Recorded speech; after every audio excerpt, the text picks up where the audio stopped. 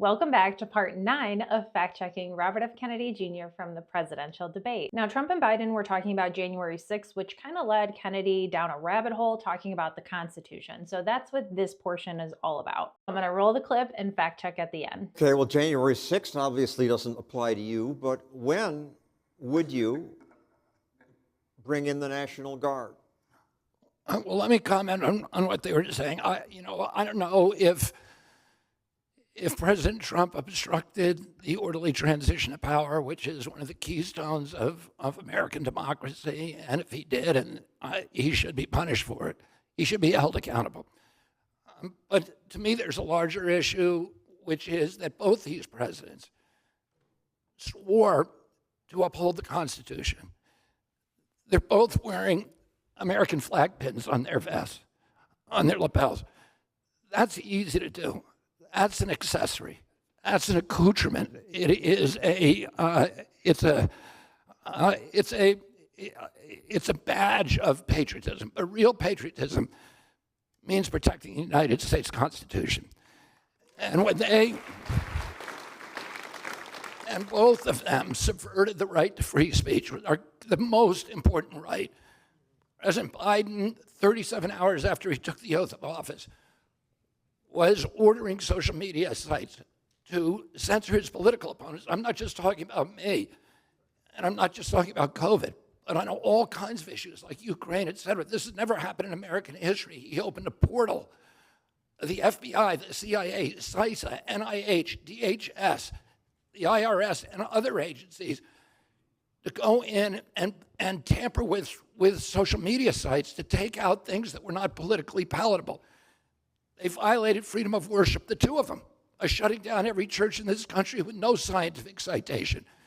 They violated freedom of assembly with mass regulations that, again, the top scientists in this country, Anthony Fauci, admitted to Congress 2 weeks ago that they were not scientifically based. They shut down the Seventh Amendment right to jury trials by saying you couldn't sue somebody who was involved in COVID countermeasures, no matter how negligent that corporation were, the biggest corporations in the world. No matter how reckless their behavior, no matter how grievous your injury, you could not sue them. They shut down 3.3 million businesses with no due process and no just compensation in violation of the Fifth Amendment. They shut down the Fourth Amendment's prohibitions against warrantless searches and seizures with this track and trace surveillance. That was the all-out assault on the Constitution that we've never seen the likes of that any time in American history. And I don't believe they have the right to wear those American flag pins. That is. Back to CNN.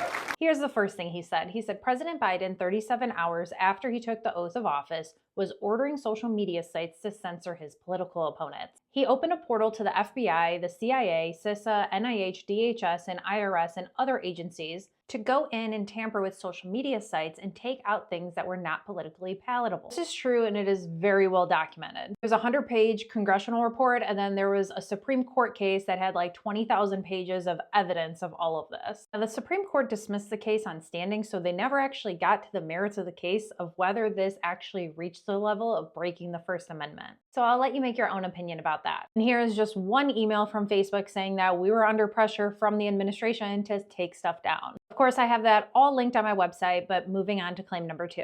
And actually, I'm going to do things a little bit different. These next 4, I am not going to say whether it's true or false because a lot of these things have not gone in front of a judge, a jury, so I'm going to let you be the judge and jury. Because a lot of it really is an opinion whether you think that Trump and Biden broke the Constitution. Here's claim number 2. He said they violated, referring to Trump and Biden, freedom of assembly with mask regulations that, again, the top scientist in this country, Anthony Fauci, admitted to Congress 2 weeks ago they were not scientifically based. Anthony Fauci has testified in front of Congress under oath numerous times. And in that, he was asked, what scientific data did you look at for social distancing? And this is how he replied. He said, I don't recall. It sort of just appeared. I don't recall like a discussion of whether it should be 5 or 6 or whatever. It was just the 6 foot is, and then he was cut off. Then he was asked, what scientific study did you look at? Any studies about wearing masks? And this is what he said. You know, I might have, Mitch, but I don't recall specifically that I did. I might have.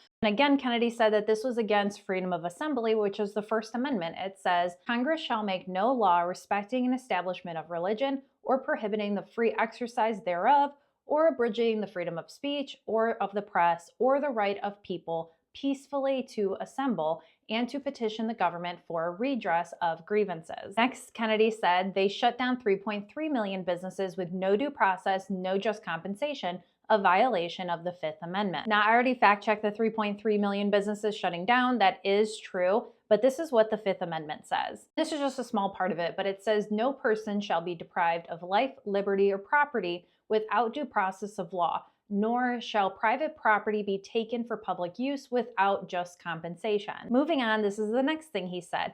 They shut down the Seventh Amendment right to jury trials by saying you couldn't sue somebody who was involved in COVID countermeasures, no matter how negligent that corporation. According to the PrEP Act, covered persons are generally immune from legal liability for losses relating to the administration or use of covered countermeasures against COVID-19. The only exception is if you can prove willful misconduct for injury or death. And even then, you actually wouldn't sue the companies. You would actually fill out a report on the government website, and the government, the taxpayers, would pay for your injury. This is what the Seventh Amendment says. It says, in suits at common law where the value in controversy shall exceed $20, the right of trial by jury shall be preserved. And lastly, for this part, this is what Kennedy had to say. They shut down the Fourth Amendment's prohibition against warrantless searches and seizures with this track and trace surveillance. I had to go back in the memory bank for this one because I do remember that there were apps and things that you could sign into for them to track what you were doing during COVID. So if there was an exposure, they could alert you and stuff like that. But I was under the impression it was all if you signed up for it. But the more reading I did, there was actually certain instances where Google and Apple were taking your data and possibly giving it to the government even without your consent. I found this research paper that says in most apps, users were monitored and tracked without the user's consent. From what I can find, some instances, yeah, you did have to give your consent, and others you did not. And this is what the Fourth Amendment says. It says the right of the people to be secure in their persons, houses, papers, and effects against unreasonable searches and seizures shall not be violated. So again, you can be the judge and the jury for this one. But as always, let me know your thoughts and make sure you're following me for more.